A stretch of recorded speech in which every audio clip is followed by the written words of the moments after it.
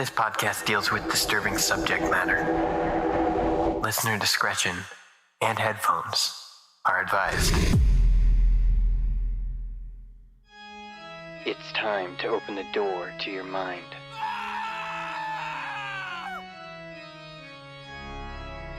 Sit back and listen to true horror.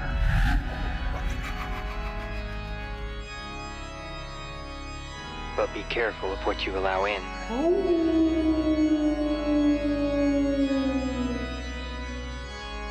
Because it's time to go through the fog.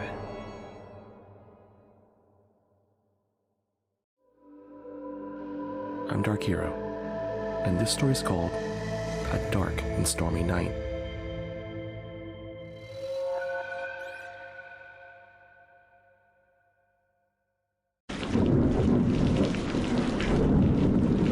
It was a dark and stormy night. That's how a lot of scary stories start out.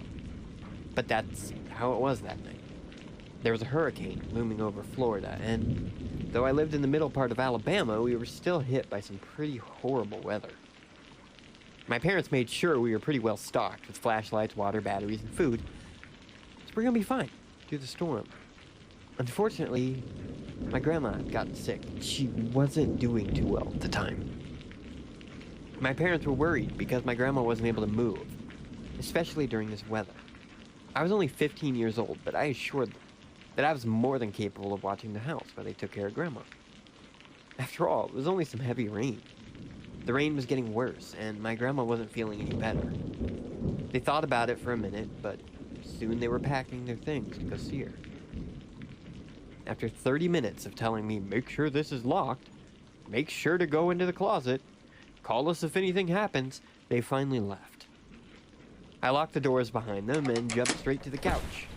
Rain didn't bother me at all. In fact, it was the perfect setting for my horror movie marathon. Heavy rain, almost a week before Halloween, and access to all of my favorite movies without my parents getting to me.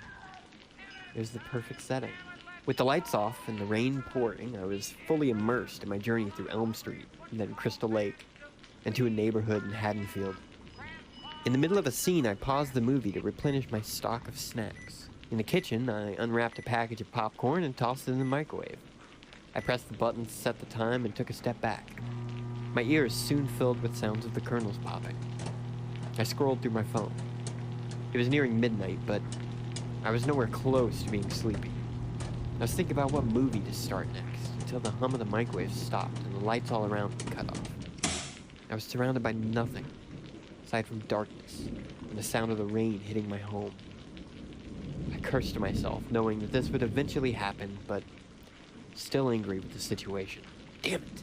I tried calling my parents. My grandma lived about 30 minutes away, so I was sure the power outage hit them too. Unfortunately, cell service was also out, so there was no way to contact them. Luckily, my mom kept a flashlight on the kitchen counter, so instead of standing in the dark, I grabbed it and clicked it on. Using the beam of light, I navigated my way through the dark towards the couch. No power, no movies, no Wi-Fi, and no cell service. I was afraid. Afraid I was going to die of boredom. I figured that I could just wait it out, and hopefully the power would cut on. But with the rain getting more intense, I didn't think that was likely. So I propped my hands behind my head and closed my eyes. The sound of the rain was starting to relax me until I heard the sound of tapping on glass, causing me to open my eyes. At first, I thought it was just raindrops, until it was definitely someone tapping on a window. Thinking it was probably my parents, I got up and walked towards the sound, using the flashlight to guide my way through the dark. I followed the noise towards the kitchen, and was faced with the window that looked out to the backyard. It was covered with white wooden blinds, and I lifted one of the slats. I peeked through the opening. I couldn't see anything. But whoever was outside started to tap on the window harder and faster at where I had my eyes. The tapping was so frantic. Thinking it was either my mom or dad checking in on me, I opened the blinds. It was still too dark to see anything, so I pointed my flashlight toward the window and was instantly filled with terror. Whoever was outside, it wasn't my parents. It was a disheveled-looking older woman. She was completely soaked from the storm, with long gray hair covering her head. She was completely naked, with her whole body pressed against the window. The old woman looked at me with bloodshot eyes and began to hit the glass with the palm of her hand. Her breath was fogging up the window. She stared at me as her lips curled into a smile. "Let me in, sweetie. She said. It's cold out here. My sweet boy." I turned the light off and took steps backwards until my back hit the wall. I had never seen this woman in my life. So many questions were going through my head, but I knew that I had to call my parents. I pulled my phone out of my pocket and still no fucking service. I was afraid. The woman kept hitting the window. "Let me in. I know you're in there, sweetie." I didn't know what to do. All I could do was shrink against the wall and hope that whoever she was, she would just leave. I wanted to think that I was in a really bad dream, but as the sweat ran down my face, I realized this was actually happening. She continued to shriek, "Let me in!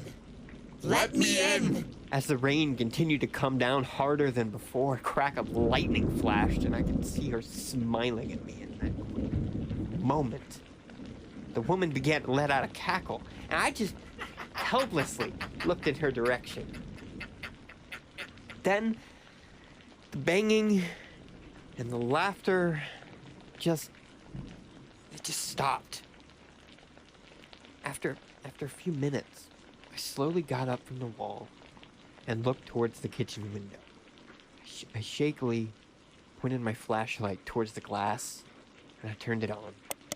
The woman was gone, and left in her place was a bloody smiley face on the window. The rain was slowly washing it away without a trace. My phone started to ring. That made me jump. I picked up the phone to hear the comforting sound of my parents asking me if I was okay. But I definitely wasn't. Now, I'm left with a story of a dark and stormy night.